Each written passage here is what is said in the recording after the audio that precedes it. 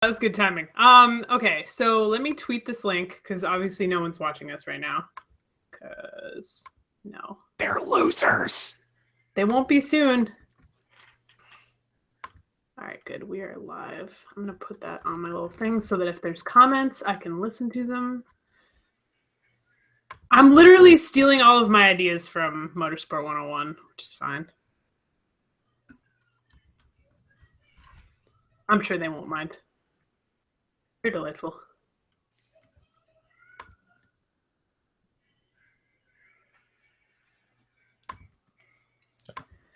Shit, I have wrestling on mute in the background, and Nashville's finest sporting export, Rusev, is just coming out here ready for a fight. Oh, dang. Hey, sorry, I'm dropping in and out. I'm just trying to fix something with my computer so I don't have that problem. Okay.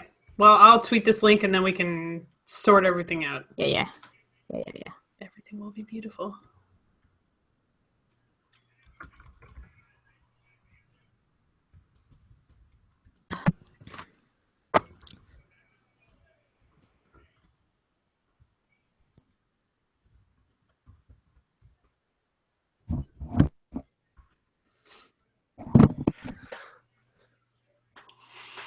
O'Connor's. Mm-hmm. Okay, I tweeted that. Same. Messages. Wait. Sweet. Let me share it in the Discord group that I'm in, just in case they want to check this out. Nice. I'm going to share it in our little Slack chat over here. I like how on brand you are tonight with that Alaska coffee roasting shirt. Bro, isn't this great? This it's beautiful. That and my Arsenal hat, I'm like not losing at all. Everything is wonderful. I'm strongly on my brand with my CWHL sweatshirt. I'm strongly on brand with all my hipster defunct Formula One team T-shirts. Yeah, I mean it's all good. It's all good. RJ, your video isn't on, just so you know. If I've ever owned any Formula One merchandise, I think the only Formula One merchandise I owned was a Mark Webber t-shirt, which I got working there. Mark Webber mentioned, not even, the podcast hasn't even started yet. You've already mentioned him. Good job. I think we're talking to what we were saying, at least. I know, I'm kidding. Sorry. The correct term is World Endurance Drivers Champion Mark Webber. Yep. Much like Academy Award-winning 3-Sits Mafia. Right. Exactly. Sarah and I got into an argument or a discussion this week where I was like, you realize, like... A discourse. A discourse where I was like, you realize, like, Alex Rossi is your Mark Webber? And then Sarah's like, well, at least Alex won things. And I was like, no, Alex won a thing. Shut up. He's won things. He won Formula BMW. Like, get out of here. Get out of my face. She was like, rookie, IndyCar Rookie of the Year. And I was like, that doesn't count. That totally counts. Get out of my face. Okay. And I was like, this is... Can we all just agree that they're both really cool? Yes. I mean, maybe. Actually, do you know what? Saskia, you're cutting out. I don't mean to, like... I'm not actually, like, stifling your argument here, because I'm sure it's very valid, but you're cutting out a whole bunch. Yeah, I know. I'm trying to shut things down on my computer doing that. Okay. All right. Am I still good? I see your face! Hey. Excellent.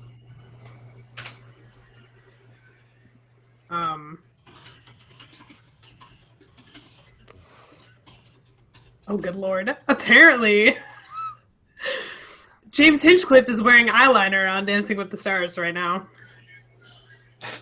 I need this in my life. You know what? That's good because eyeliner makes your eyes show up better on stage. That's true facts you learned in theater class. I feel like he's going to look very nice with it on, and I'm not prepared. I'm very prepared. What am I even talking about? It's fine. No, you weren't. You were not prepared for Alexander Rossi to coast and take the checkered flag. I'm never prepared for anything. Let's be real. Same. Okay. Oh, Sassy, for fuck's sake, just save! Yeah, right there. Sorry. I have 20 million work documents open because it's that time now. I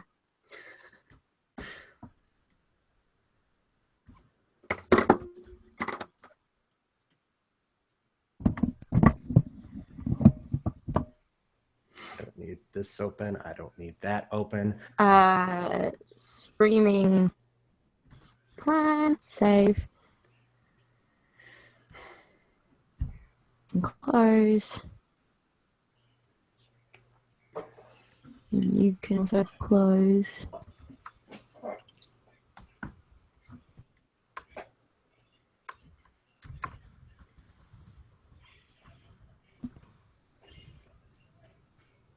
Okay, tweet deck, you can go.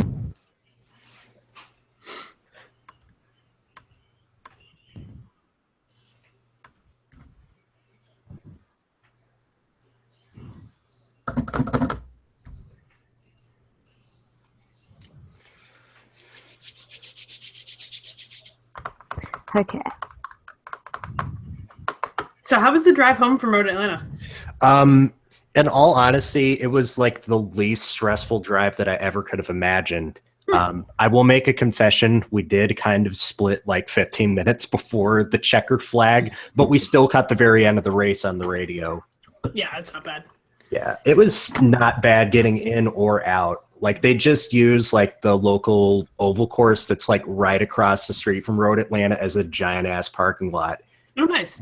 The only problem is that it's like so poorly lit, we could not find my car. Oh no. Who'd you go with? I went with my buddy Andrew, who bought me the tickets for the race as kind of like a surprise because they knew I had never been to Road Atlanta before, and I was just like, "Whoa, thanks so much! Hell yes, I will definitely forego a day of work to do this, man. This is awesome." Nice, that's awesome. Yeah, I'd like to get to an IMSA event at some point that isn't attached to an IndyCar weekend. Because I feel like when it's IndyCar weekend, I can't. Like, I have so much else going on that I can't pay attention to, whatever's going on in IMSA. Go to Lime Rock. It's like right down the road. I was going to this year, but then I had surgery. It was literally the weekend after I had surgery. So, yeah.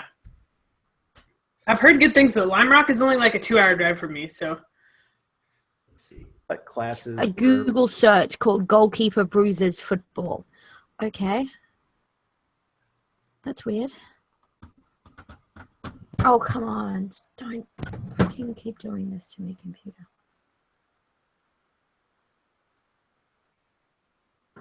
Okay.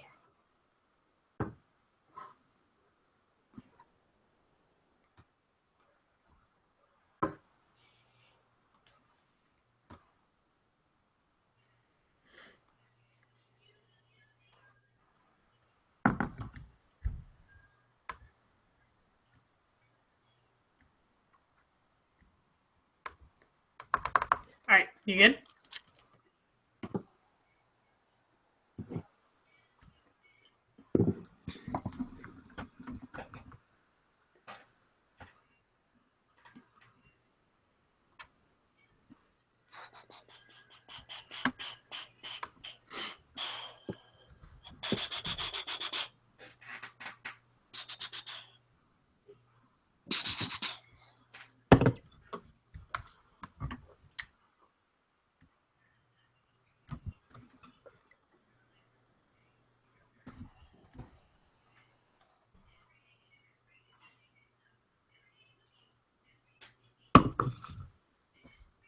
Okay, quick time. Oh, no. What's up? Apparently it is a double elimination week on Dancing with the Stars. Oh, no. I know. Sarah today's like, oh, I'm going to miss Dancing with the Stars. I was like, you have a TiVo. I do, but I'm going to get spoiled. Oh. I'm absolutely getting spoiled. Oh, fuck. It's fine. And apparently Hinch is tweeting at Connor Daly, like, as he's waiting backstage 22 seconds ago. Come on, man. Focus. He's just All right. like me, cannot separate himself from his damn phone backstage until it's No. like absolutely necessary. That's like my worst bad habit that I picked up in adulthood. I mean, same. Saskia, are you ready to go yet? Yeah, I've managed to shut everything down. I've got you guys back so I can like see you and it's working. QuickTime now will, because QuickTime was like, oh, can't record. I was like, huh. Oh, that's good. Ew. But now it is recording, so we are New audio okay. file. All right, let me retweet this one more time. Let me just rearrange everything so I can actually like see the our notes because they're on a different monitor. Yeah.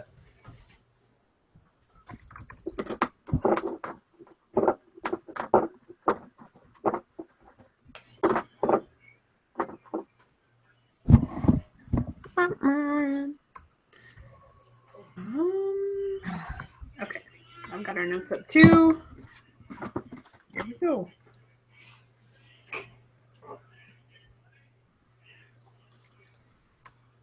All right, you ready? Phone on silent. Yes. Sweet. Let Finally. me take my phone off my desk.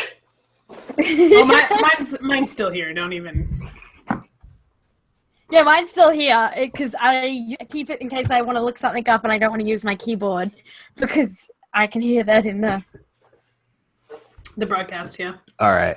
I'm ready to go. Cool. There is a title match happening right now. So I'm going to try not to get too wrapped up into that. I think I know who won it anyway. Sweet. Okay. Sarah, would you like me to start how I typically start? Yes, please. I love how you. I bought a rolly chair to go with my IKEA desk so I can like dance on the podcast. Okay, don't do that though, because I can hear the grating of the chair on the floor. I was like, I don't have to edit this shit out. It's okay. Sarah. All right. Okay. Sarah Connors. Hey. I mean, I feel like I should probably just let you start this podcast with what you want to tell us all about. Got 30 seconds and go. No, you've got 30 seconds and go now. My son got signed. So basically, yeah, Alexander Rossi signed for Andretti today, and I'm pumped about it. We will come back to this later, though. We today on the podcast That is the calmest you have ever announced anything significant happening about Alex Rossi in your life. It's been a really long day. Okay, so anyway, we're going to talk about women in motorsport first. We have RJ O'Connell with us today. Say hi, RJ. Hi, everybody. The worst mistake that has ever been made has finally been perpetrated on this podcast. I'm back. Yes, for the second time. Congratulations on being our only repeat guest. Yes. And you know, this has happened like every time that Alexander Rossi has been signed to a deal with Andretti Herd Autosport, I have been on the podcast either the same day or the day after. That's true. So basically, the next time his contract comes up, you know you're coming back on here. So, RJ, we'll see you in about 3 years' time. Yep. Right.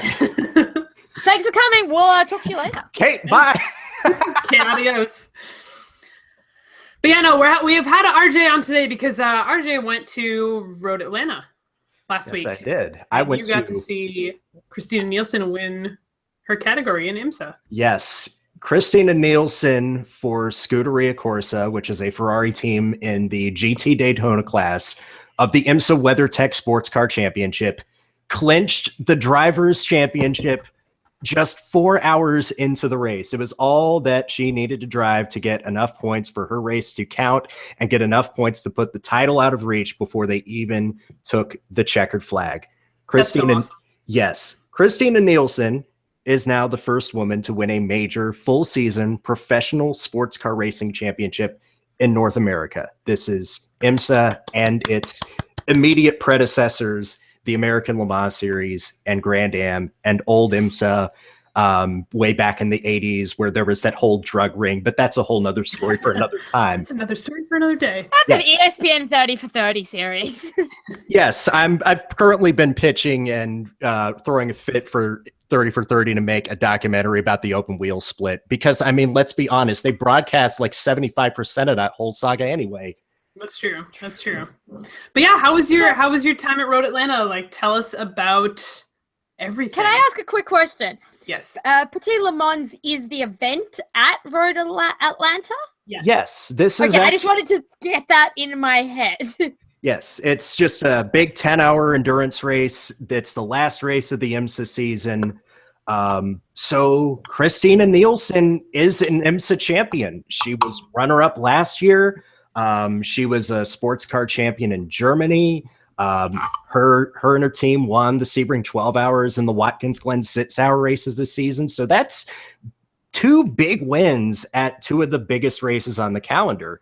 And what this is going to do for her career, obviously in the immediate future, I mean, she's basically guaranteed to be in next year's 24 Hours of Le Mans as a reigning IMSA GT champion. Oh, that's really cool. Had she run Le Mans before? Yes. In fact, this year was her first time at it with a different team than the one she races for in IMSA. That team got in via winning the championship last year with one Townsend Bell, who we will talk about later in the show. So I think this is just really awesome. And Nielsen's still only 24 years old and has like tons of racing future ahead of her. Scuderia Corsa has a team in GT Le Mans that maybe they could go full time, and that could be a potential landing spot for Nielsen next year to see her bump up to the pro category in the GT Le Mans class. So that'll be really awesome. That's amazing. I didn't know she was that young, actually. Yes, and trust me, she is just a tremendous talent. And she was not the only woman competing at Petit Le Mans, although she definitely did have the most success. Let us start with original champ car girl, Catherine Legg. Yes. I'm still so sad that like the Delta Wing never really panned out to be good. Yes, this is the Delta Wings' last race. No, it's the second to last race. They will get one more shot at it at Daytona, but this was kind of their last race at Pano's home track. They build the Delta Wing. It's their baby. And for a while, they looked absolutely really good. Like all the IMSA commentators were pointing out how great the car was, particularly in a straight line, because it has like no drag coefficient whatsoever. And Legg did really well. All of her co-drivers like Andy Merrick and Sean Rahal were doing well. And then something broke in the engine and they retired less than halfway into the race. God damn it. I feel like this happens more often than it should. Right. It's the car that's always been too quirky for its own good, because pragmaticism always wins in motorsport because motorsport is boring. Well, I only half mean that. But it was still a pretty good year. Of course, Catherine Legg at the start of the season was leading the 24 Hours of Daytona on merit, on pace, without any sort of crazy shenaniganry. Perhaps she will be a part of the Delta Wings swan song next season. And there was one other woman in this race who is really worth talking about, is Ashley Freiberg. This is only her 3rd race of the season. She only got to drive Daytona, Sebring in March, and then missed all the rest of the season up till Road Atlanta. But even after not driving it, like I found a chart that IMSA published of like the fastest laps for every driver, every individual driver, and every individual category. And Freiberg had turned the 7th quickest lap out of all 36 drivers in the GT Daytona class on the weekend. She had the fastest lap of any driver out of her 3-car lineup. And to her credit, she and the rest of her team were driving a pretty good race until her co-driver got in a bit of an awkward incident. So she's driving car number 96 with a young man named Jens Klingman. And Klingman, in the last hour, is racing Marcus Pautala in the number 97 car. They're both racing for Turner Motorsport, and they're both in contention for a podium place. And then Klingman and Pautala get in kind of a clumsy incident as they're battling it out for 3rd place. Then Klingman just drives the car around and brings it into the pits and walks out in a huff. And a lot of people were not happy about it because the car didn't even look that broke. It looked like he was just throwing a temper tantrum and calling it a day. So that was kind of lame. But apart from that, Freiberg still had a tremendous race. I hope she can stick around for a full season next year, because between her and Nielsen and Legg, like IMSA have 3 legitimately great and talented women drivers who could all really, really legitimately succeed. We know Nielsen's a champion. Freiberg has won races in IMSA's lower categories before, and she's very highly rated. I think she just needs the sponsorship for a full season. She's good at driving. Wonder where we've heard that before. Right. Often and frequently. Oh, yes. And if you've never seen the video of Ashley Freiberg, during a 3-hour delay for like an airplane in an airport, she just films herself using the moving walkways at this airport as like a treadmill for exercise, and it's really fantastic. It's on her Twitter channel. So Freiberg's really talented, great driver, great personality, great at commentary. She even joined the radio booth for like the last bit of the race. I have a lot more to cover in Petit Le Mans apart from the women in motorsports section. That is the stuff that I wanted to get to first, because I was very lucky that I had a chance to see history, and I'm very glad for Christina Nielsen. I can't wait to see what she can do in 2017. That's amazing. That sounds like it was a really good time. Oh, man, it was so much fun. I have so many stories to tell. All right, we will get to that after we do a little bit of recapping of F1. Aside from that, women in motorsport, we had GP3 this weekend. And our girl, Tatiana Calderon, did not do super well this weekend. But, you know, she went from 22nd to 15th in the sprint race. She retired in the feature race. It is what it is. She'll get back in it next time. It was a weekend. Yeah. Is there one round of GP3 left or two? Yes, I know GP2 only has one left. GP2 has just got Abu Dhabi in like 56 days. Yep, it's one more round left for GP3 as well. Charles Leclerc leads by 29 points. He is probably going to bag the title with a race in hand. Let's see. That still gives Calderon a good chance to get up there in the points. I mean, she's not that far off. She's certainly on the board, and there are several drivers that have even run the full season have not even put up a point. Yep, that's true. So we'll see. We'll be back at it in Abu Dhabi. He's going to finish this season as the highest ever female points getter in GP3 history. So tick. Hopefully we see her back for a second season where she can like really, now that she's familiar with the car, familiar with how it handles, all that stuff. Yeah. Really do something with it. Yep. It's going to be the same with Sophia Flores, who wrapped up her season in ADAC Formula 4, was 18th out of 46, had a top 5 finish in the opening round at Oschersleben. I think she'll do really well in her second year in the category. She still doesn't turn 16 until this December, has a lot of ceiling left to reach. The Formula 4 there is the one of them I liked. I remember at one point going through all the different Formula 4 categories to see which teams or which group championships, that's the word I'm looking for. I was like, which one? Had female drivers. And I think I was that one where I noticed there was a couple of female drivers who were in there who were significantly older than the other competitors. They were 19, 20 or something like that. And I noticed that in a couple of those Formula 4 ones that kind of stood out as a bit different to me in that. But she did so well at, as you said, she's not yet 16.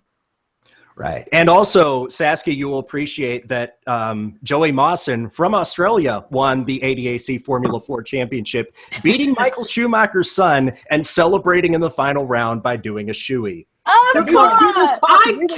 I can't with these shoeys. I did one in college, and it was the worst experience of my life. Well, that's because you were not Australian. It is not like... Oh, you know what? No, I hope some driver gets foot and mouth disease from doing a shoey, and it teaches all of them a lesson.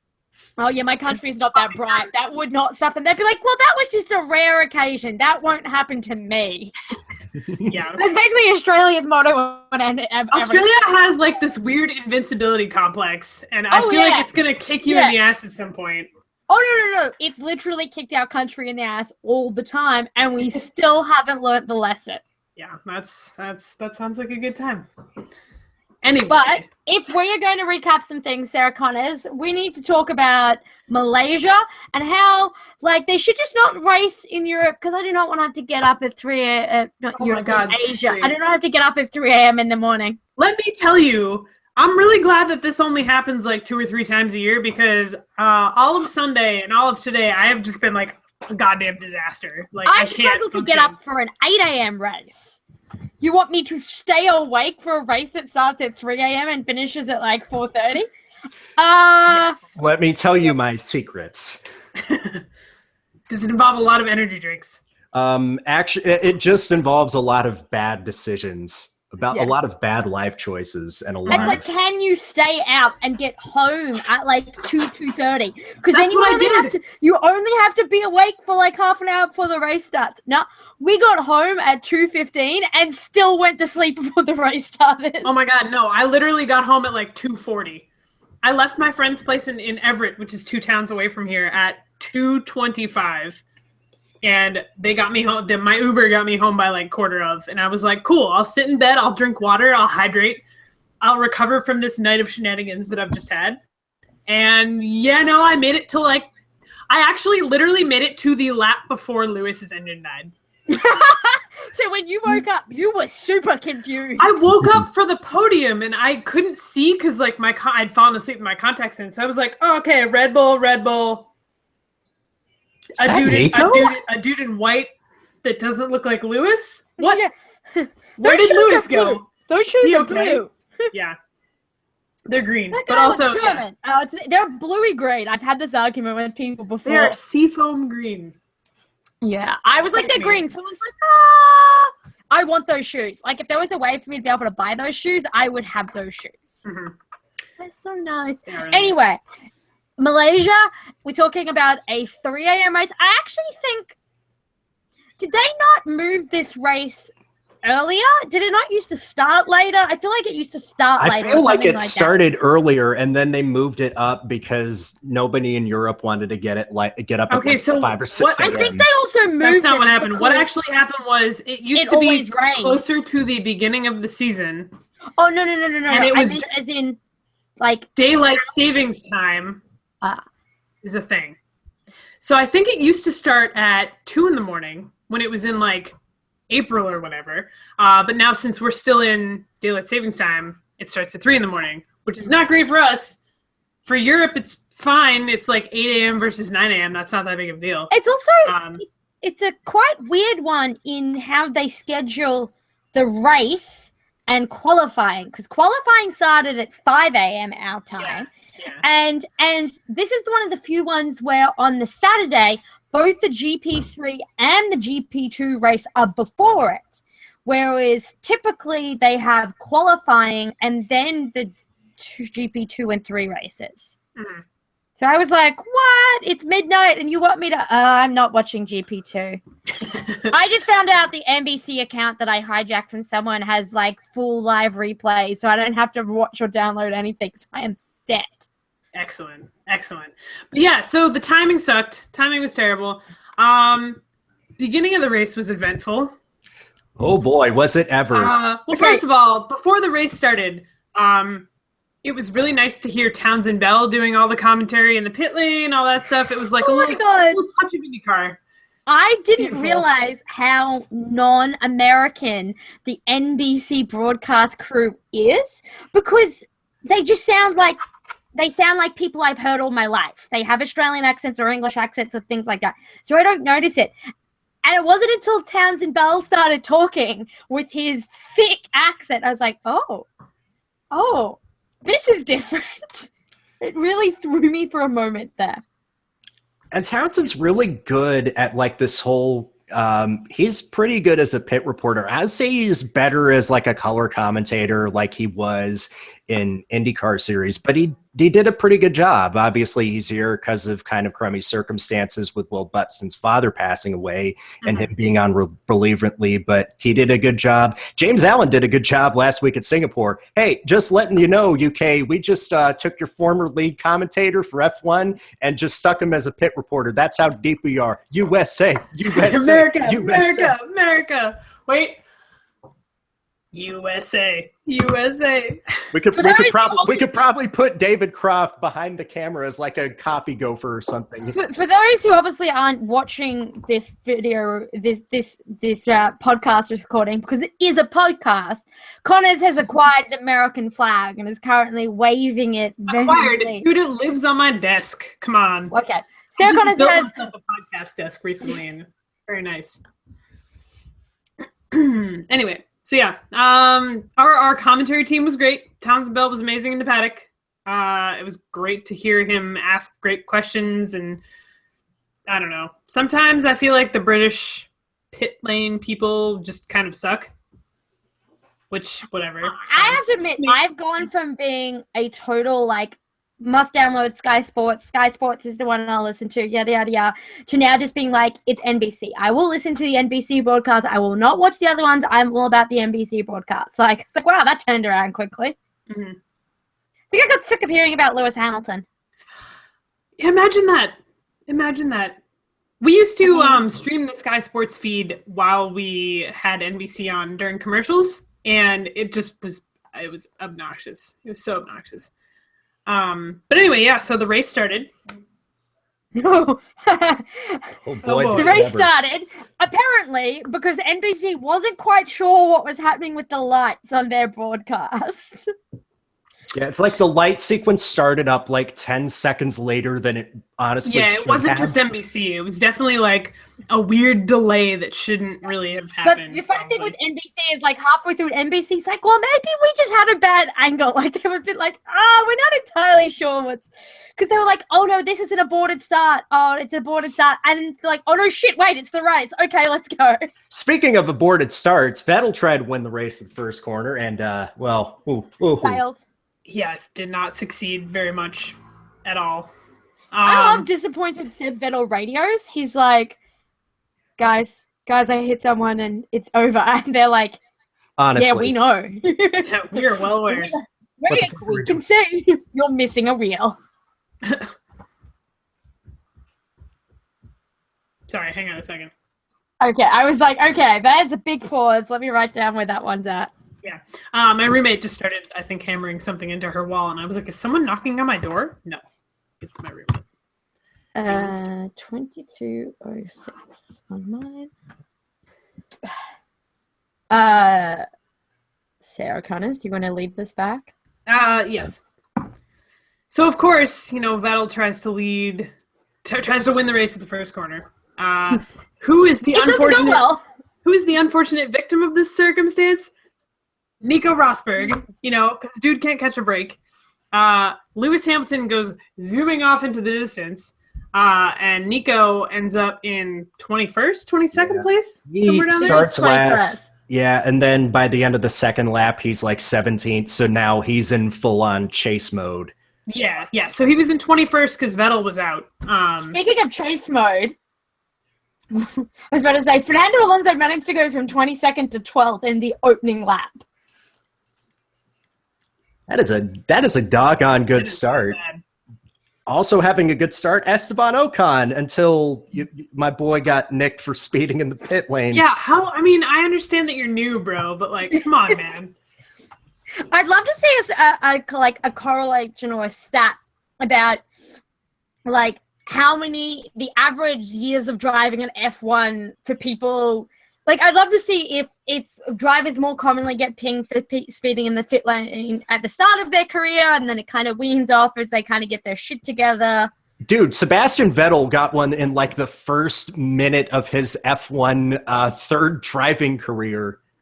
Like, it was his very first time as like a third driver back when they still had those at F1 races, and he pulls out of the car for the first time and immediately gets fined for speeding in the pit lane. That wasn't at Indy, was it? No, this was like This was BMW Sauber days, right? Yeah, that's when his first ever race was for the BMW Sauber at Indianapolis. Yeah, but this was like a year before then, back when they could still has like test drivers do like practice and stuff. Oh, okay. So that was kind of the role, and then the USGP 07 was a bit later on, and then Indianapolis loses the USGP. I still think that if F1 wants to bring back more races to the States, actually, we're going to take this and we're going to set it aside for later because this is something I definitely want to discuss, but we need to finish talking about this race. Yes. So Nico's in chase mode. Sebastian Vettel immediately takes responsibility for hitting him, which is nice. It's nice to see someone do that. Max Verstappen. People who didn't take responsibility for anything. The Bandit. Max Verstappen. Here's the thing, or not the problem, or whatever I have with Max Verstappen.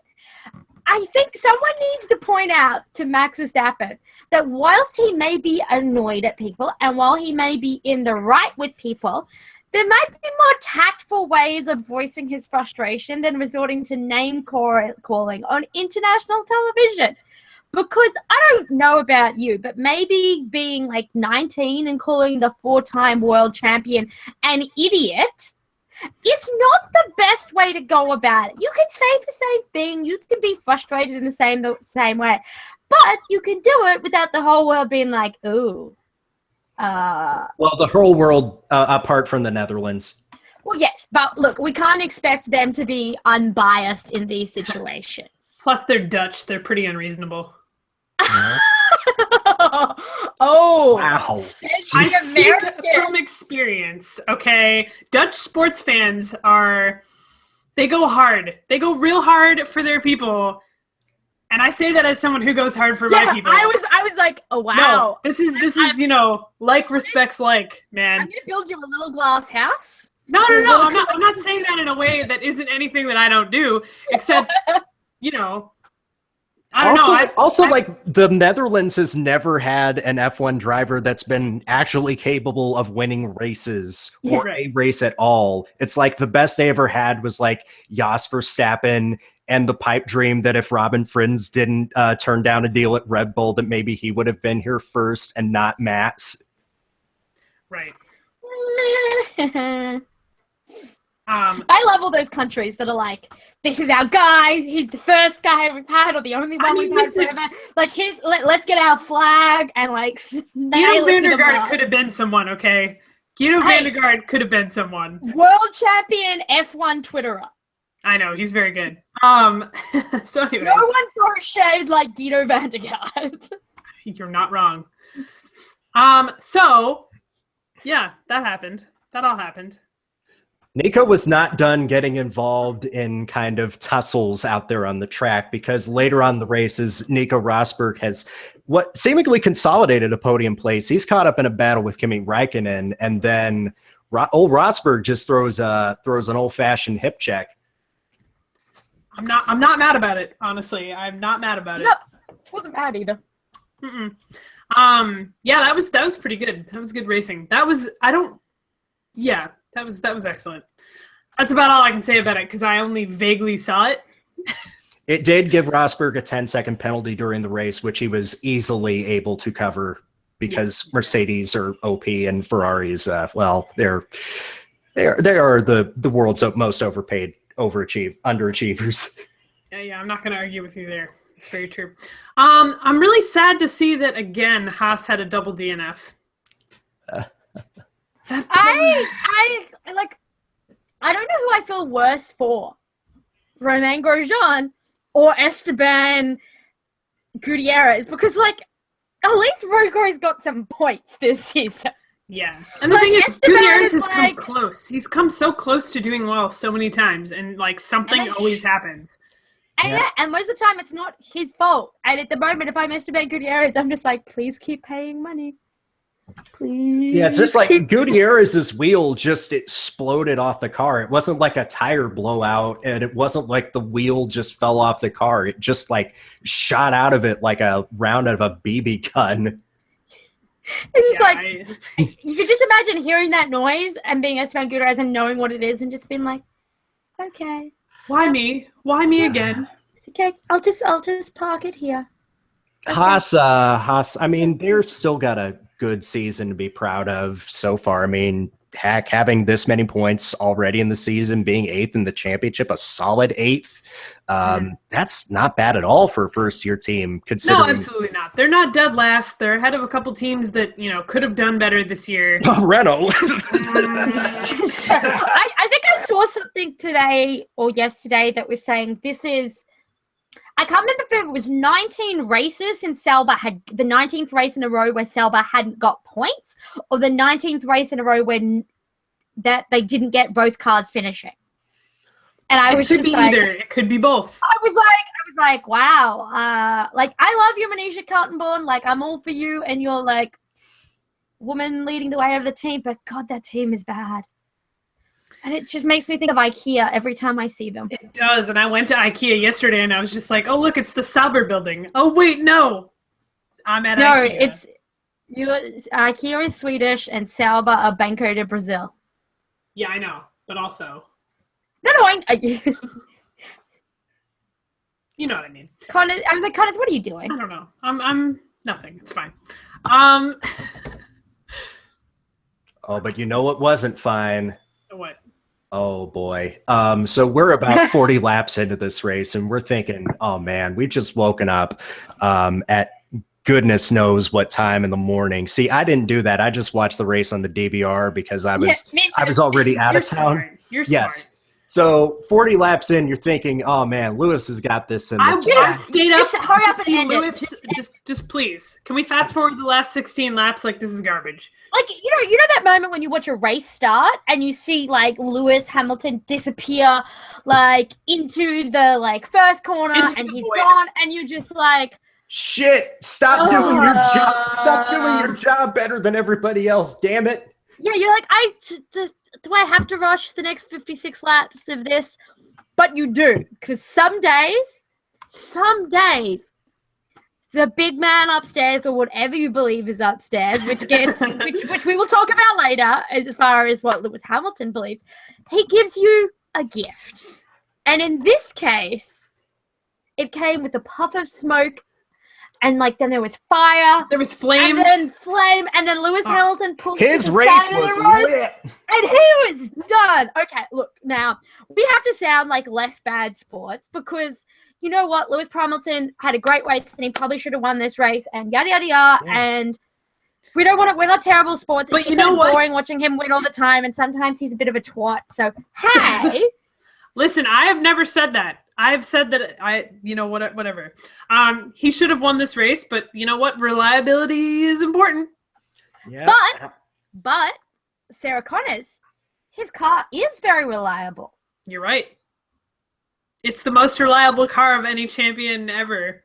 Yeah, basically this was like from an F1 Fanatic article that says like even if Hamilton breaks down in the last 5 races, the Mercedes W07, I believe, is this year's car. That will still be the most reliable car that's ever won a world championship. Lewis Hamilton has, but conspiracy theories, y'all. Well, here's the thing.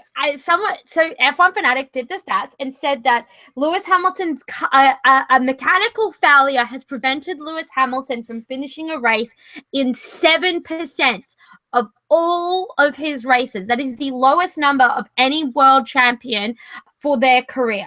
Now, say what you want about like stats and picking and choosing and things like that. Like, his cars, A, are pretty reliable, and B, he needs to like chill with the conspiracy theory encouraging. Look, I kind of think it's a little bit brilliant.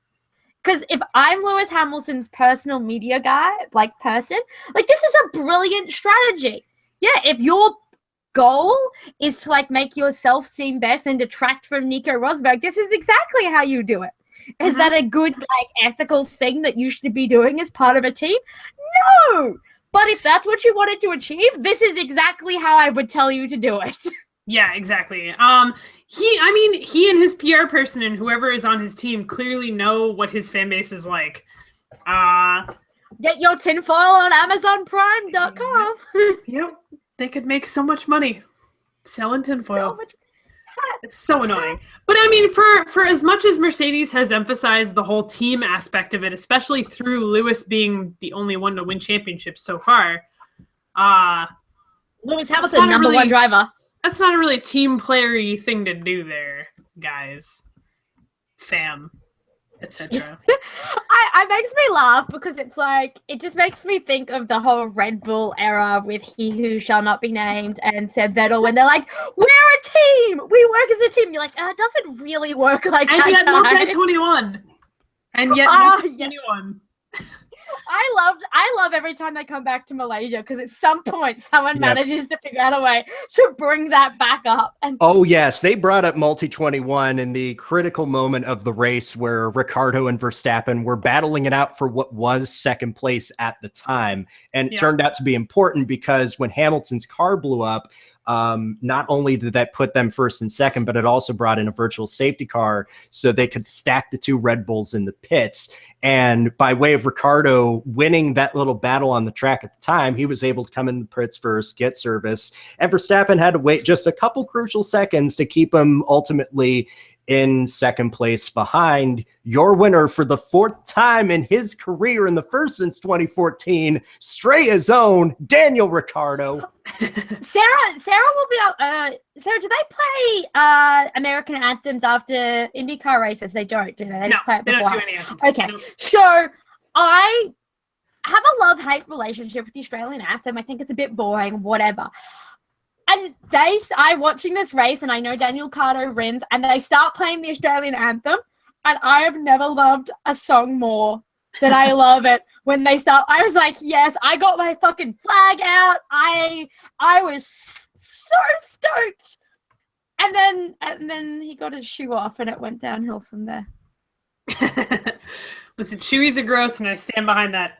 I stand behind it 100%. I love the fact, though, that he managed to get Max Verstappen and Nico Rosberg. Christian Horner was like, fully, okay, like he turns to Christian Horner, and Christian Horner's like, yeah, cool, bro, let's do it. And you're like, of that podium, Christian Horner was the last one of them that I was going to pick as being gung-ho for.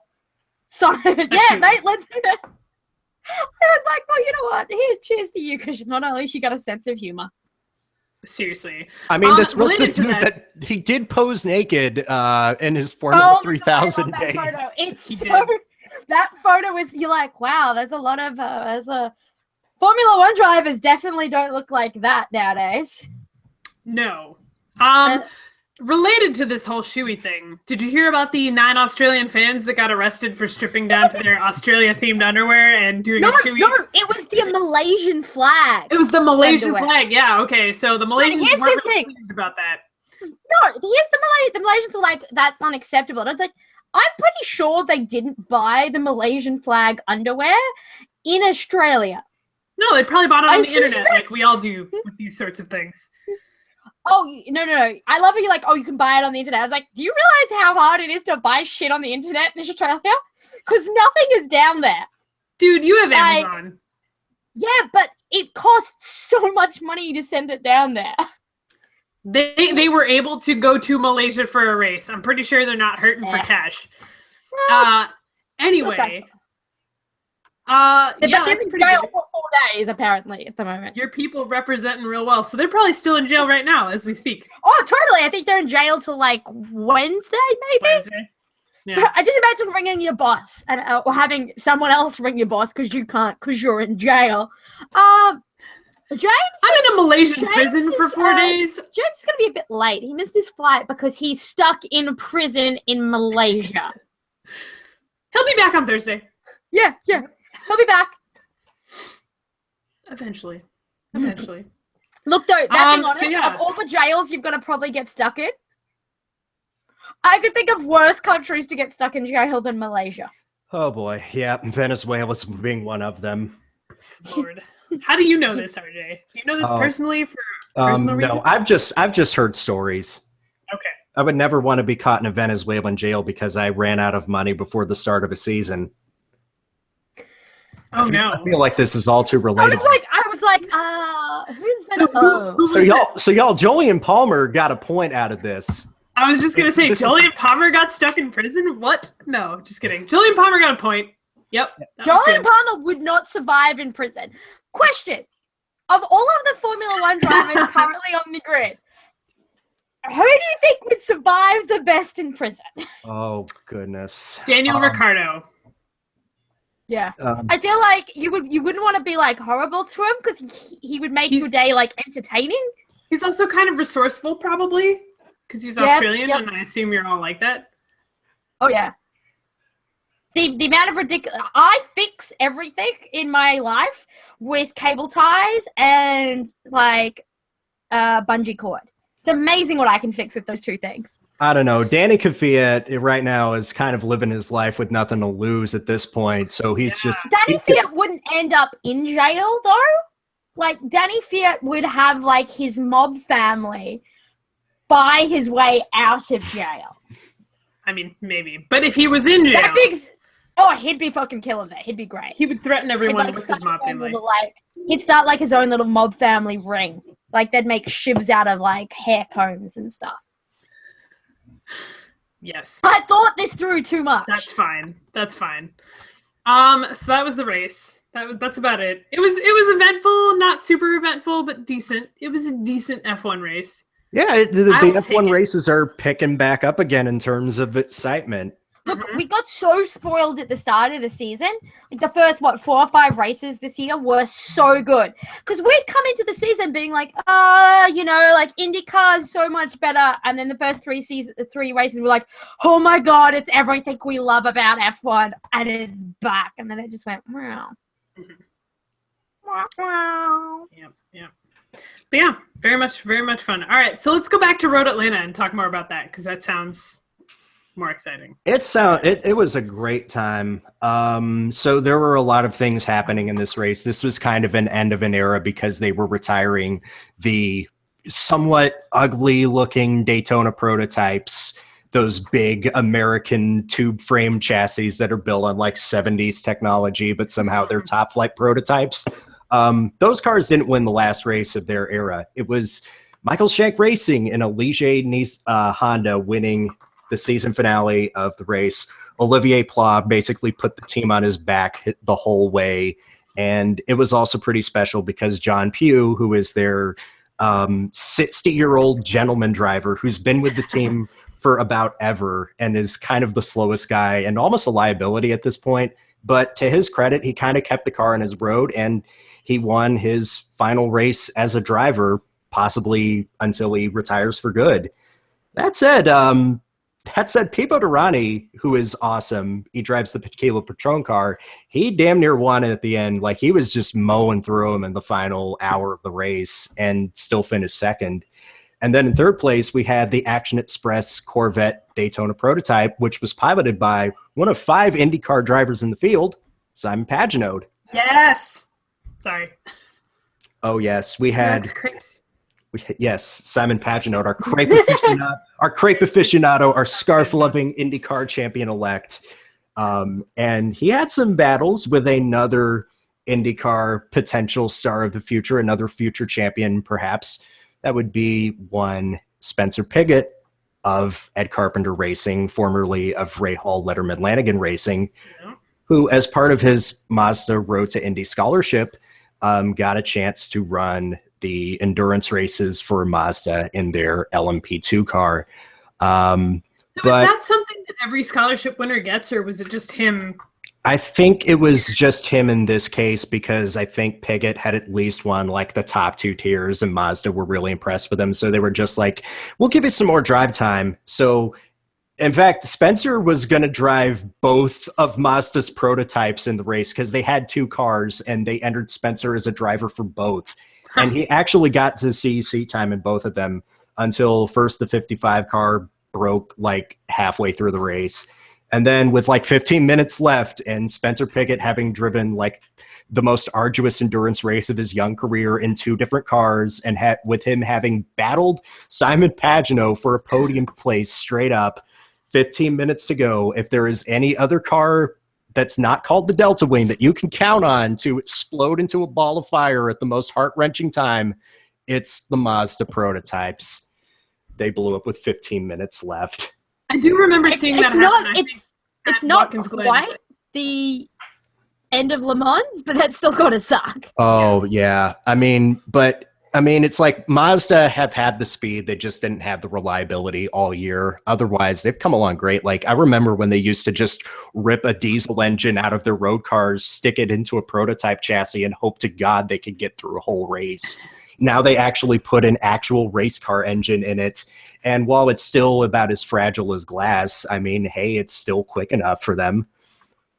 It gets the job done when it doesn't break. Right.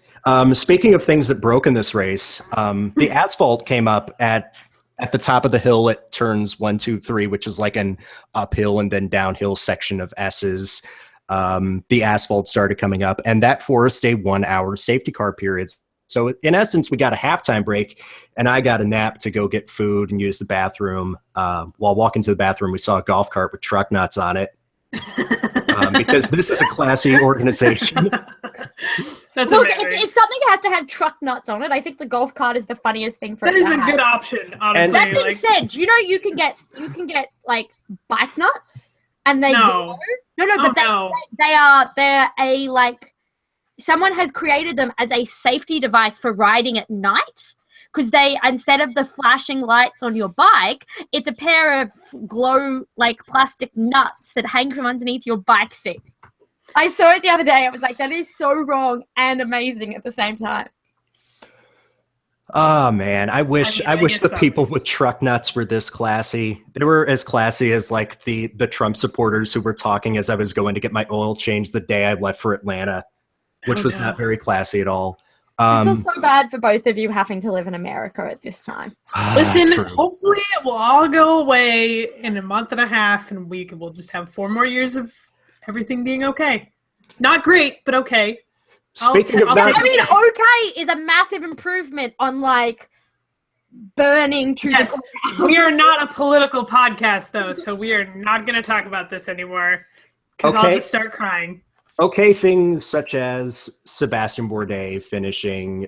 He did a pretty good race. He was in one of the Ford GTs in the GT Le Mans class, which looks awesome at night because they have like these little LED lights running down the back of the car, and it kind of looks like they've got like these freaking afterburners that glow in the dark. Bourdais had a good race. Scott Dixon did not because his Ford kind of broke early on, and they were never really a factor. Ryan Hunter-Reay was in a prototype sponsored by VisitFlorida.com. It had engine problems and was never really a factor. What happened in some of the lower classes? So GT Le Mans, Rizzi Competizione Ferrari, had a terrible season, but their Ferrari won the race. Corvette Racing won that class championship. That is so competitive. You have essentially like 5 different manufacturers with 5 different cars, and they were all covered by like 0.7 of a second in qualifying, Oh, wow. which is amazing. And some of that is all down to like balance of performance and trickery. But man, it's such a good category.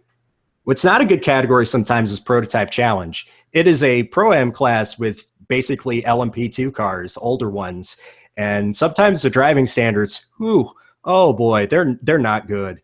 I saw a couple of them just spin and eat garbage at the S curves. And Sasky, the way I can describe like where we were sitting at the track, turns 10 A and B, it's basically like somebody just put the Chase from Bathurst and stuck it in the middle of Georgia somewhere. It follows like the exact same layout. Nice. Um, Speaking about that is this weekend. Yes, that is going to happen. Go Simona De Silvestro. She and Renee Gracie are partnering up again in that Nikon Harvey Norman Nissan. Hopefully no one says horribly sexist things that gets kicked out again this year, like they did last year. Yeah, please no. Woo! That was terrible. But the best part of it is he said that, and they were like, no, you're done, bye. There was no apologizing. There was nothing. They're like, no. Speaking of kicked out and done, we had some controversy in the GT Daytona class, the aforementioned one where Christina Nielsen won the championship before the halfway point in the race. There was still a race to be decided, and it looked like the Audi of Magnus Racing was going to win in the final I heard laps. about this, yeah. Yeah, and then their results got taken off the board. So what happened exactly? Well, Magnus Racing had 2 silver-rated drivers, or amateur drivers, basically by another name, they have like this driver rating system they adhere to. You have to have at least like one amateur driver.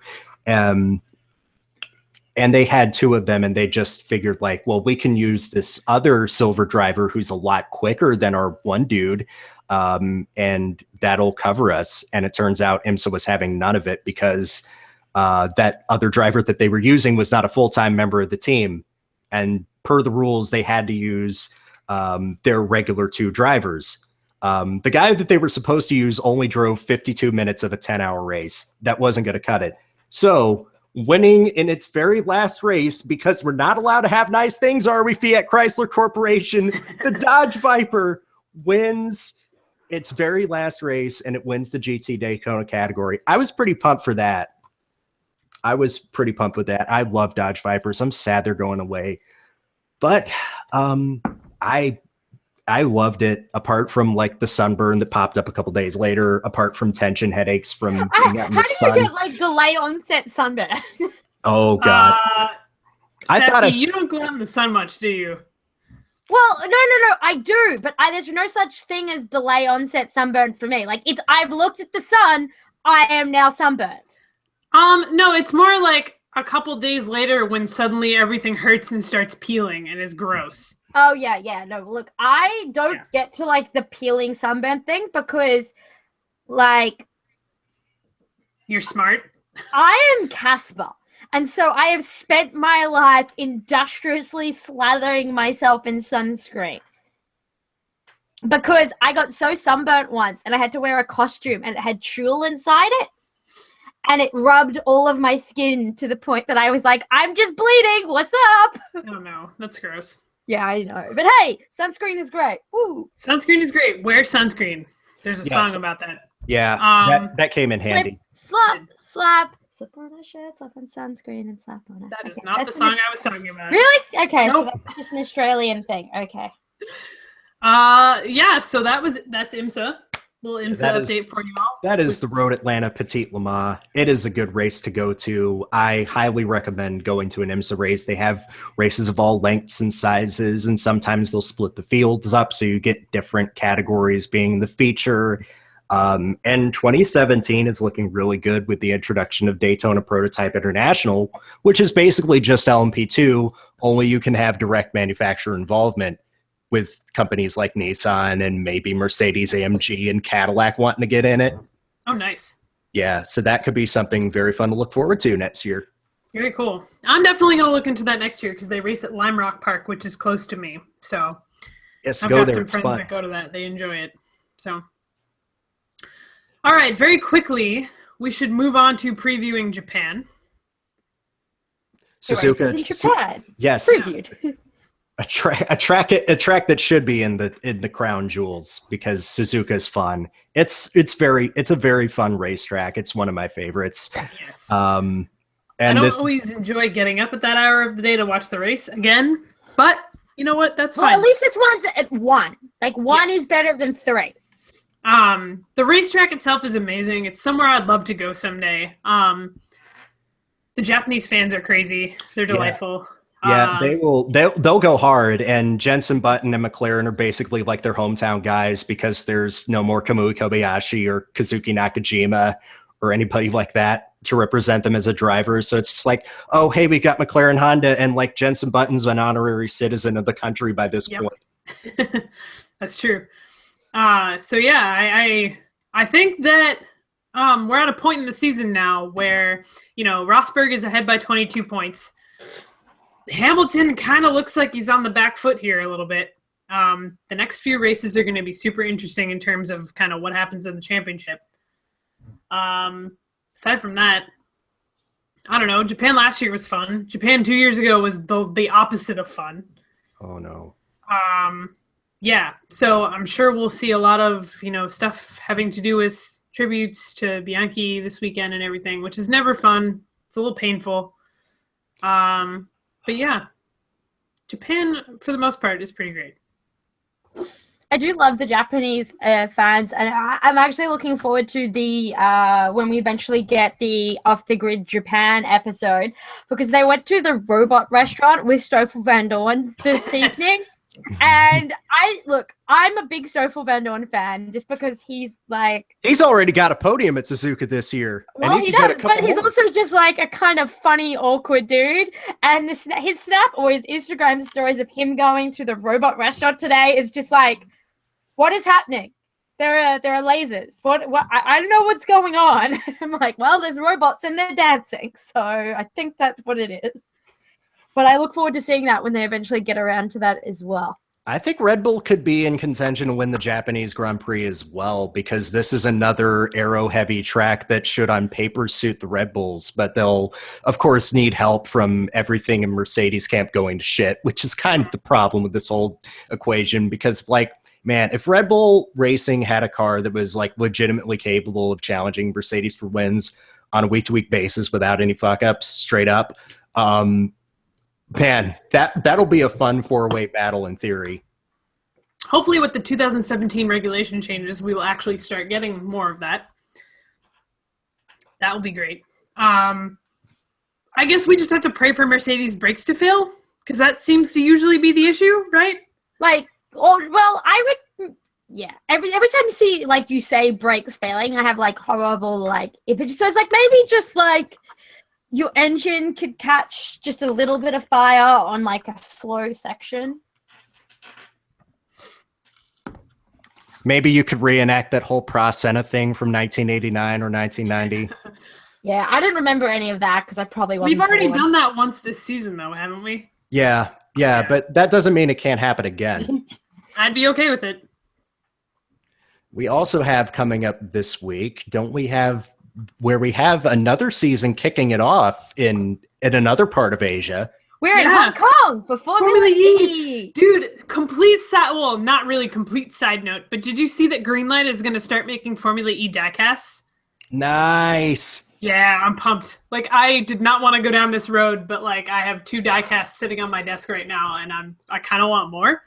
So, yeah, I'll probably get the Andretti one, and maybe a Dragon Racing one, and maybe a Mahindra one, and maybe just all of them. I don't even know. Oh, no. All of them except the Jaguar.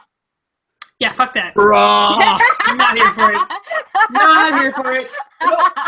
I'll get better, man. Practice at the toss point empathy, and it starts at 3:11 minutes, dude. We're gonna butt chug some Jankum and shotgun some PBRs because this is the whole prediction. And you're with 2 Roland shorts. That is the worst New Zealand accent I have ever heard. It's so beautiful. Oh my god, I actually, like, I think I'm having trouble breathing right now.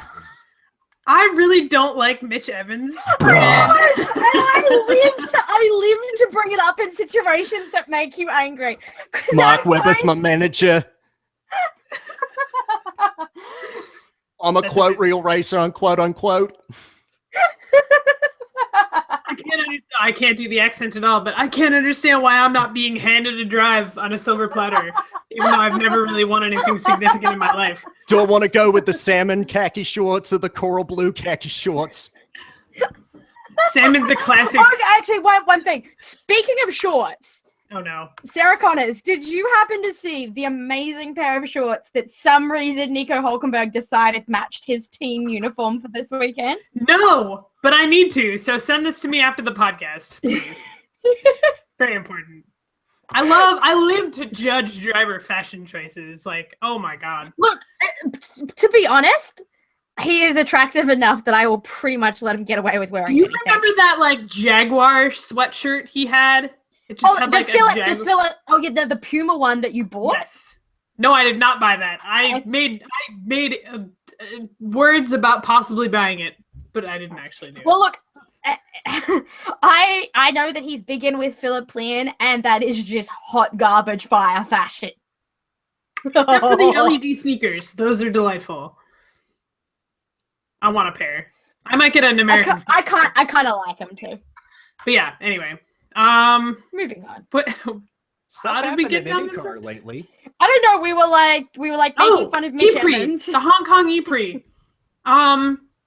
Jose Maria Lopez could be a really strong rookie contender, and so could Felix Rosenqvist. I was just gonna say, those are the 2 guys running away with the fan boost at the moment. Yeah, which is ridiculous because I've only voted for Felix Rosenqvist like 4 times. I assume not that many people do fan boost, but Yes, Sarah, you make up the 39%. They've cut down all the bots. Yeah, which is good.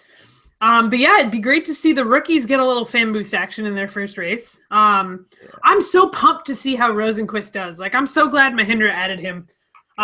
He was super fun to watch in Indy Lights. Yeah, it could be another really awesome battle between Renault E-Dams and Audi Sport Apt Racing. Blemi and Degrassi were really fun to watch last year, and I think if DS Virgin has a card that's now capable of competing regularly, they could make an interesting third leg in this race. I'm interested to see what MS Hamlin Andretti does now that they've actually got a proper motor in the car, and BMW wants to get involved at some point down the road. Also, I really like the lineup of DaCosta and Friends. Party like it's 2012 all over again, baby. Yeah, you're not wrong.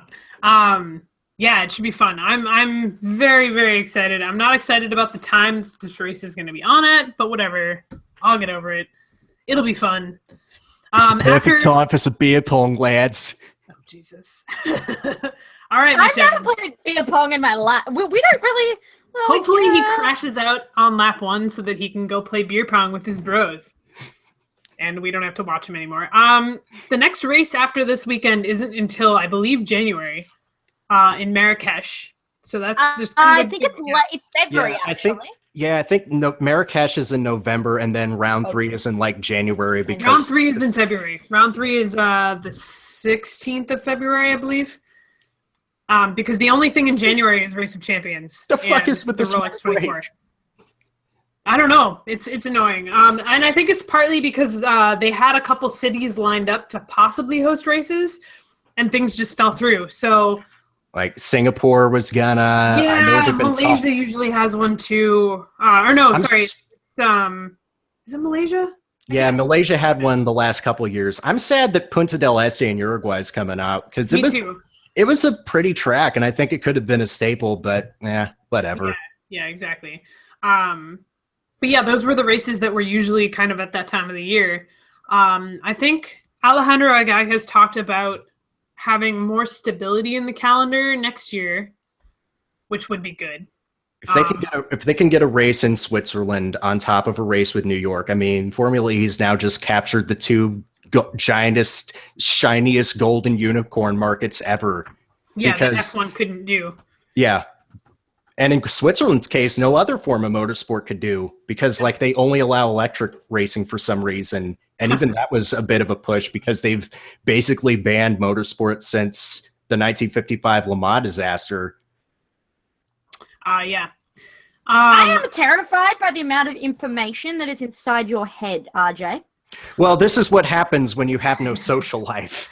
I was actually just reading about the 1955 Le Mans disaster the other day because I'm reading a book about the Indy 500, and it's about like the early days of the 500, and it's I believe one of the manufacturers left IndyCar after the Le Mans disaster because they were just like, nope, we're not going to do this anymore. That's like the primary reason why Mercedes quit in the 50s because it was one of their cars that wrecked at Le Mans. They couldn't go anymore.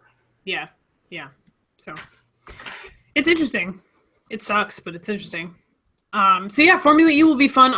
The Switzerland round was supposed to be in Zurich, right? They've been looking at a couple of locations for it. It may still be a couple of years up the road, but if it happens, I think that's going to be like the crown jewel event, in all honesty. I mean, racing with the backdrop of the Alps, like that's going to be amazing. Like, we think Austria is pretty as a track. Oh man, Switzerland would just be gorgeous. Yeah.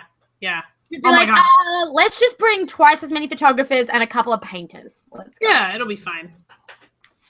Well, there are some dominoes falling in IndyCar silly season. Oh my god, it's time! Yeah. Okay, RJ, this is the part where we shut up and we just let Sarah tell us what she needs to tell us before she starts to implode. Well, it's not just that. Like, also, it was officially announced that Joseph Newgarden is leaving Ed Carpenter Racing. But boy! I know! His contract officially ends on the 5th of October, so Wednesday of this week. But if Twitter tells us anything... I was going to say, at which time I'm pretty sure it's going to be announced that he's going to be the 4th driver for Penske next year. Oh my God. I'm so happy about this. Like, I know I've been like a huge Juan Pablo Montoya fan for 16 years of my life. And it does kind of suck that he's at the end of his rope with Penske, but Joseph Newgarden has been my guy for the future. And I'm so happy. If he wins all the titles, I'm not even going to be mad that he's going to do it with Penske. He's so great. Yeah, it's gonna be amazing. But yeah, so that's probably gonna get announced Wednesday, and then another thing got announced today that was so what happened today? Alex Rossi got announced at Andretti officially for next year. Yes, I'm so hyped. The hype train has left the station. Everything is amazing. It is a 3-year deal with Andretti Herta driving the 98 car that won the 100th running of the Indianapolis 500. Wait, hold on. No, I don't have anything within reach that I can wave around in the air. Yeah, I'm so hyped. Do you know how, like, I've never had a favorite in any sport with, like, the sort of future that is, like, solidly there.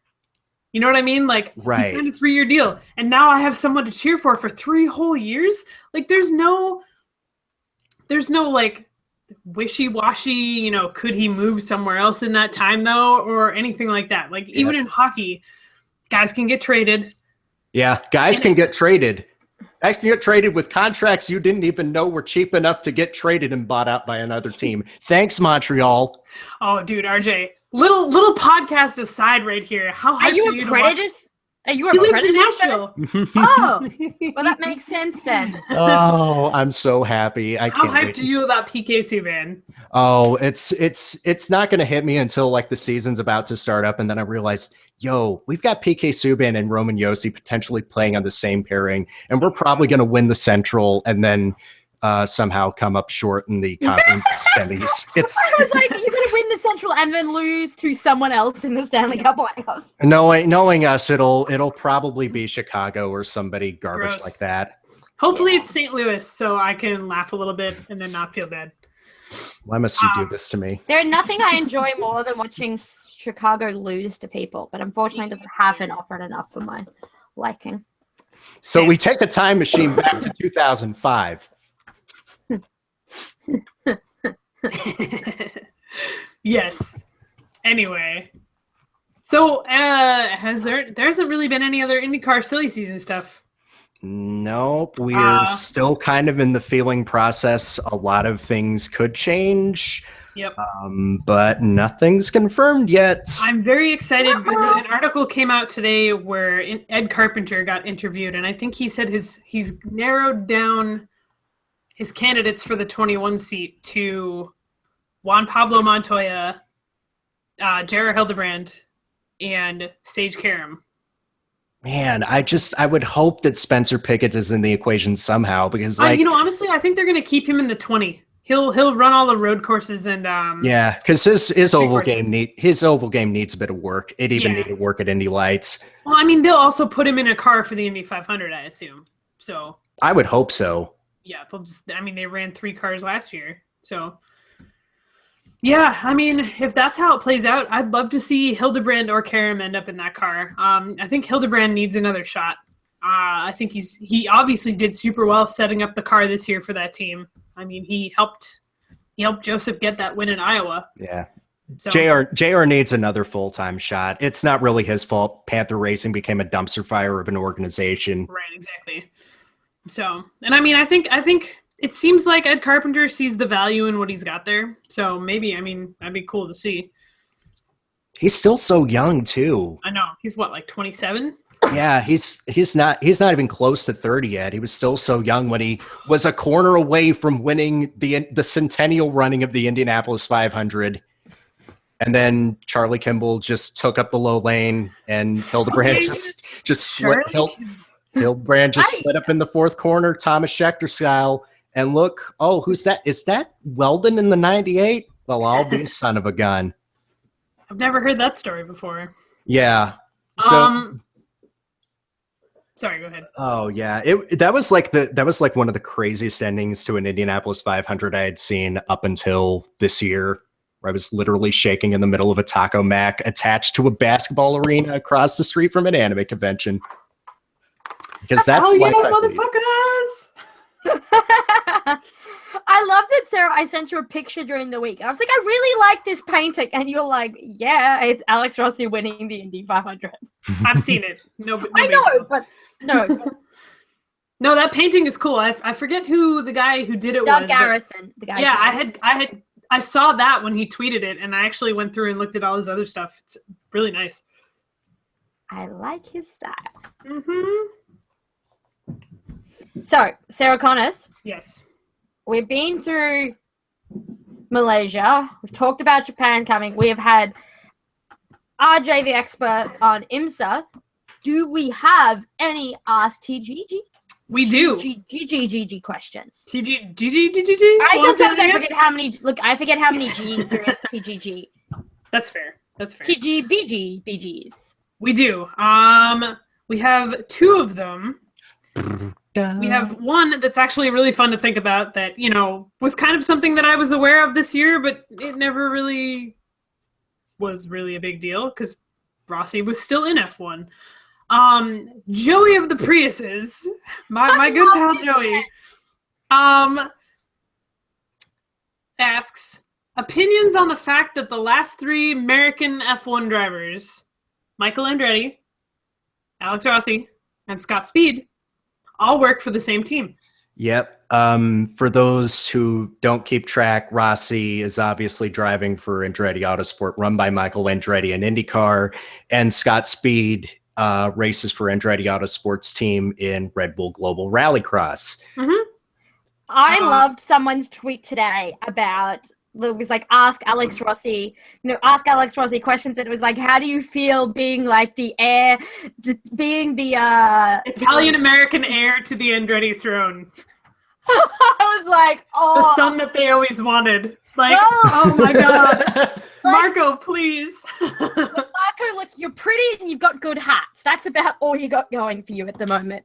Sadly, you're peaking out to be less like Michael and more like John or Jeff. Yeah. And in fairness to Jeff, he got hurt very early in his career, so he never really had a chance to pan out. Yeah, that sucks.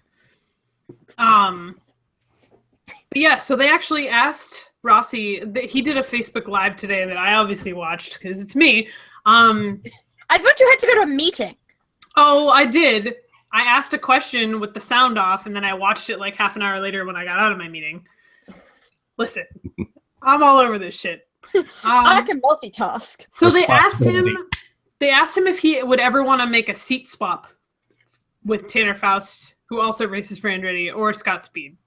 And he was like, yeah, I might actually go to the last Global Rallycross of the season, which is in LA this weekend, I guess. So it's neat. It's cool that, you know, Scott Speed drove in Formula E. Rossi had expressed interest in Formula E back in the day.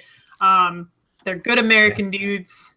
Pretty sure is Speed from California too, I think. Yeah, Speed's from California. Yeah. Scott Speed still has the honest-to-God best name in motorsports. Yeah, absolutely. Willpower, a very close second. Oh yeah. Willpower and Scott Speed. Like, Scott Speed makes me think of, like Ricky Bobby. Like, I was born to go fast. I was born to go only as fast as my crappy Toro Rosso could carry me. Scott Speed! He tried at so the hard. Speed of mediocre, middle of the pack engines. Oh. Poor dude. So yeah, that's about it for that question. We have someone named Andrew, 42ALJ on Twitter, who asks, what track no longer on the IndyCar schedule would you like to see return? Oh, Can I say Boston? Was Boston ever on the schedule? It was. I want that back. It was on the schedule. I would want just like it as an excuse to come and visit you. Did you know that the official T-shirts for the season had Boston on them until Watkins Glen? And they sold them at Watkins Glen, and they said Boston on them. I hope they just like did a did like some artwork where it looked like it was just crossed out, and then someone drew like Watkins Glen. Rude. Frank and Jersey them. Yeah. Right. You know, as much as I did love Watkins Glen, I was still really sad that I could not walk to a race from my house. No, track's no longer on the IndyCar schedule that I would like to see return. Michigan International Speedway is definitely one of them. It could be a better attended race at Auto Club Speedway in Fontana. It's basically the same layout, though Michigan does have its own unique idiosyncrasies and a longer history of IndyCar competition. That's a good answer. I would like to see it go back to Milwaukee, honestly. Yeah, but Milwaukee's not looking so good. The last reports that I had read were it looks like it looks yeah. terrible. Like It looks. I think this is all based on like if they renovated it and like made it up to speed for a thing. I actually have an answer to this one. Oh, is it Surfers Paradise? Yes! Wow. Well, I mean, in fairness, Surfers Paradise was awesome. Surfers Paradise was amazing because you didn't even have to buy a ticket. You could get like a hotel room overlooking the track. And the problem they had is they used to have drunk girls taking their tops off and they would have to try and cut them out of the cameras. They'd be like, oh shit, can't go up there. Look, I was like, I can't contribute anything to this conversation. And wait, yes, I can. Yes! Because my dad went to it and I never got a chance to go to it. And my dad doesn't even like sport. Someone was like, oh, you want to come to this for the weekend? We've got like a suite so we can like drink and watch cars. And he's like, okay, sweet, cool. I don't think he could even tell you who won or who was racing in it. But yes, go back to Australia, please. That's amazing. They've been talking about it. Because now we've just got V8 supercars and it's not as good. But now you just have supercars, which may or may not be V8s. Yeah, true. It's like the Super Rugby in Australia went from being like Rugby 8s to Rugby 12s to Super 14. And now they're just like, we're going to call it Super Rugby and that's it. It's just like the Swedish hockey league used to be like Elite Syrian and a bunch of other things. Yeah, it was. Yeah, Elite it was Syrian, like this and this and this, and then now it's just like the Swedish Hockey League. Swedish Hockey League. Yep. Alatasarian. It's fine. One more question, and this is kind of a long one, I think, in terms of answering. So I think each of us should give one short answer, and then I'm going to write an article about this one. My friend Mila asks, talk to me about travel tips for traveling / attending races. I'm curious, and I'm sure others are too. One tip for doing shit on the cheap. Go. I've only ever been to a race in Toronto. Yeah, go to races where you live. Yeah. So, or go to races where people you know live, and then you can sleep on their couches. Yeah, that's definitely a thing that I've found has helped a lot is making friends with people, finding out where they live, like collaborating on expenses. And particularly if you're driving, hey, I'll bring my own air mattress with me. Yeah, especially if like you can get to someone who is willing to drive to a track from a big city center, and you can, bring a tent. You bring the tent, they bring the car, everything works out, you share gas. A lot of it is very, very dependent on collaboration. Like, I don't think I would ever do any of these races by myself. And I mean, you don't really want to anyway. You want to go with friends. Completely. So a lot of it is having to do with planning. This is my advice for anyone in any sense of traveling.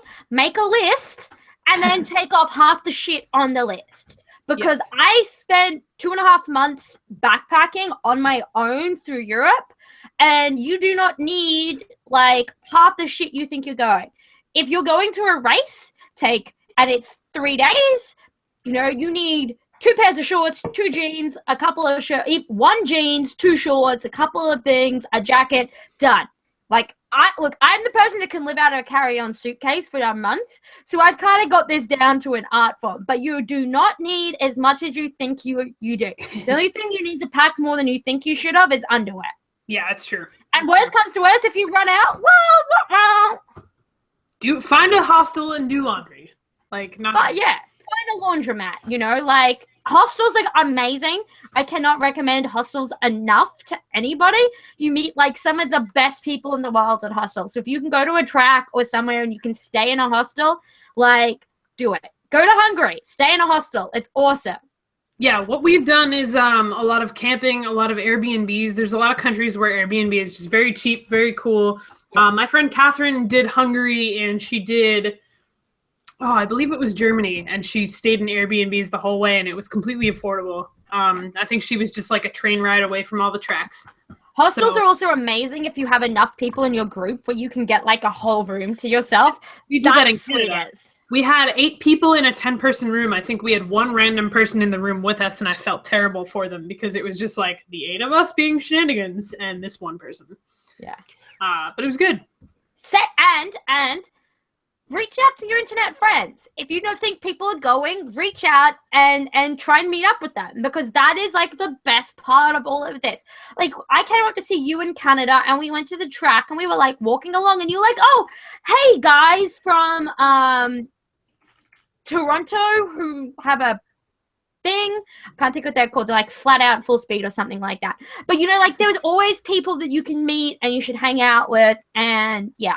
And, like, if you think you're too this or that, we're all losers. Like, let's be losers together. It's a really good time. It is We make a podcast where we talk to ourselves, essentially, about motorsports. Like, everyone is awesome. Be awesome together. Mm-hmm. Yeah, that's basically it. I've had, like, 2 Red Bulls, so that's... It's really, fine. One last thing. On this, and this is not SGGG, this is us. We're basically done with this podcast. But, RJ... Did I yell about this on Twitter?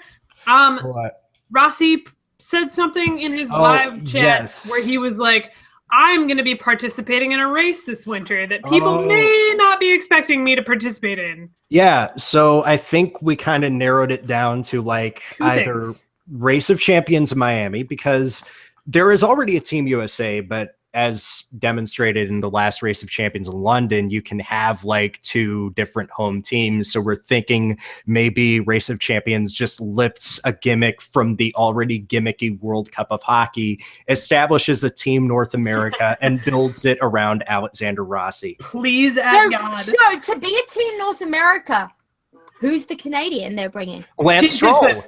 I'd vote for James Hinchcliffe, not Lance Stroll. I don't know, but Stroll does have a title this year, and it is a Race of Champions. And he is about to pay half of an Edmonton Oilers payroll to get a Williams seat. Oh my God, is that how much it is? It's 35. Like 30. Lance Stroll, you are the worst Canadian. You could be bankrolling a hockey team. $35 million. Oh 35 million British pounds of sweet, sweet Michael Kors money. No way, is that what it is? Yeah, his uncle owns like a bunch of different brands, and he's like part of the reason why Michael Kors blew up. Wow, I had no idea. Yeah. Paul's dad, I believe, is involved in some kind of like digital commerce thing, I think. Okay. We're just going to end up making up a bunch of myths about Lawrence Stroll. Well, I was trying to figure out, I was trying to remember. Lawrence Stroll was named after the St. Lawrence River. That's Canada. Lawrence Stroll's dad, also named Lawrence Stroll. Oh no.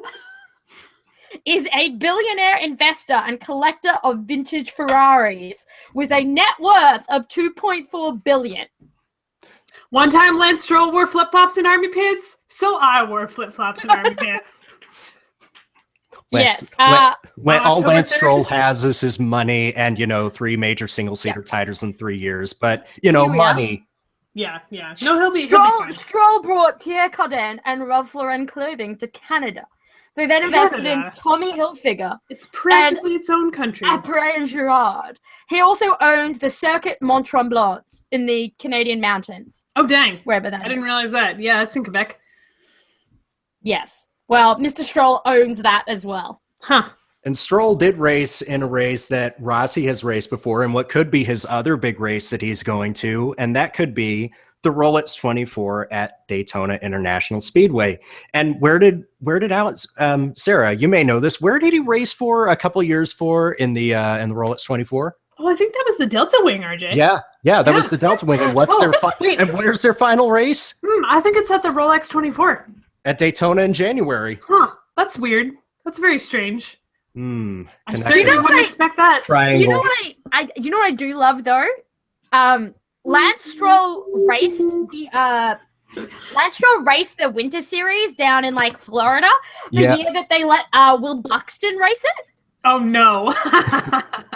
So it was like that year was Marcello Latifi, Will Buxton, Tatiana Calderon, Verstappen. Like there was a few of them down there, but I remember Ed Jones. Like nearly everyone on this list has gone on to do great things, and then there's Will Buxton, and you're like, well, hey, we still got you as our pit reporter, buddy. Yeah, he's all right.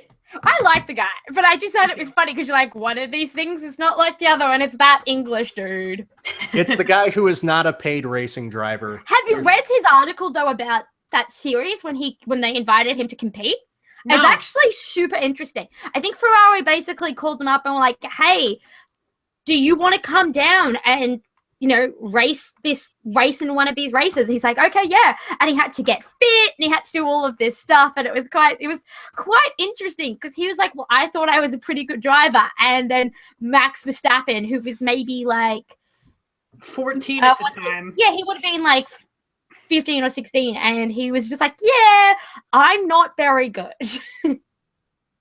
Time out. I gotta go pee really bad. Sorry at everyone listening to this live broadcast, all two of you. I'll be right back, and then we can close this out. My God. Like, all the Lance Stroll as a talentless pay driver narratives make me so mad. Because, like, yeah, I know he's got money and it helps, but he's actually really, really good.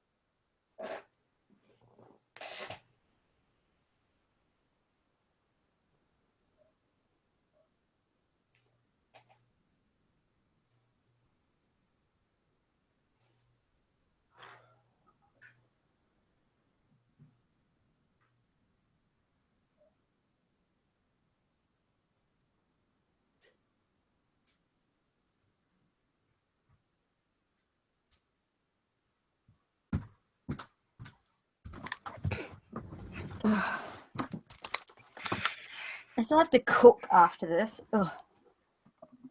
Yay. Look, another 4. Where's my... There is not enough energy drink in the world for... I've got like another 4 hours of work to do and then I have to be back up again at 7. My season starts on Saturday, so... Shit, that reminds me. I've got to set my preview post on SGT World to auto-publish overnight while I'm still sleeping. I have... Oh, God, yeah. I have so much. It's not even... I get to inject controversies about politicians from Thailand into a race preview, and it's actually relevant. Okay. Okay, Sarah Connors, shall we loop this up? I think we're at about 1:15 of edited once I edit it up. Yeah, it works. So, Sarah Connors, I was like, I don't even know where I'm going with this. That's where you're going with this. Yeah, Sarah Connors, I'm going to try and wrap this up, but I'm not really sure where we're going. That's so, fine. This weekend we will be in Japan. Next week we will be back, hopefully, theoretically, with another show. You should be listening to this on, hopefully before the... Okay, let's just fucking try this again. Okay. Let me just... Take 2. And cut. And scene. I don't even know, but go.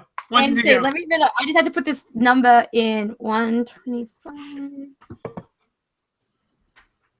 So, for Sarah Connors, that is you. That is me. For Jay O'Connell, that is you. That's me. On this podcast, I'm meant to be seen, not heard. Well, that's the general point of a podcast, and I was like, no, it's the other way around. Wait a minute. It's the other way around. So, for another slightly insane edition of The Grid Girls, I am Saskia Stewart. She is Sarah Connors. Our wonderful guest today is RJ O'Connell. RJ, please tell us where we can find you on the internet when you are not on here. You can find me on the internet making bad tweets at RJ O'Connell. It's all one word. If you like Japanese motorsport, some of you may like it. Others may be interested in it because you played a Gran Turismo game at some point. I suggest following my blog / portal / space Super GT World. It's at Super GT World on Twitter, supergtworld.wordpress.com. Sorry, I'm getting my blog spots and my WordPress mixed up. But yeah, that's a place where I just cover a bunch of things like Super GT, Super Formula, all that good stuff on my spare time. I don't know. I don't do a whole lot of stuff. Not at all. Not even a little bit. No, but if Super GT and Super Formula is what you want to know, RJ is your man. So, for the Malaysian edition of the Grid Girls, I'm Sarah Connors. I was like, Sarah Connors, you look like you have something to say. I don't. Just that I'm Sarah Connors and that we'll talk to you next week after the Japanese Grand Prix. We should have another guest to talk about NHRA. There'll be a surprise guest. It'll be great. Ooh, surprise guests are my favorite kind of guests. I can't stop dabbing. I literally just did. Okay, I'm ending this anyway. before this goes anywhere. I'm Sarah. That's Sasky. That's RJ. We'll talk to you later. Okay, Sarah, everyone, And please save your stop goddamn recording. recordings. All right, I'm stopping this broadcast. I don't know what's going to do. We're stopping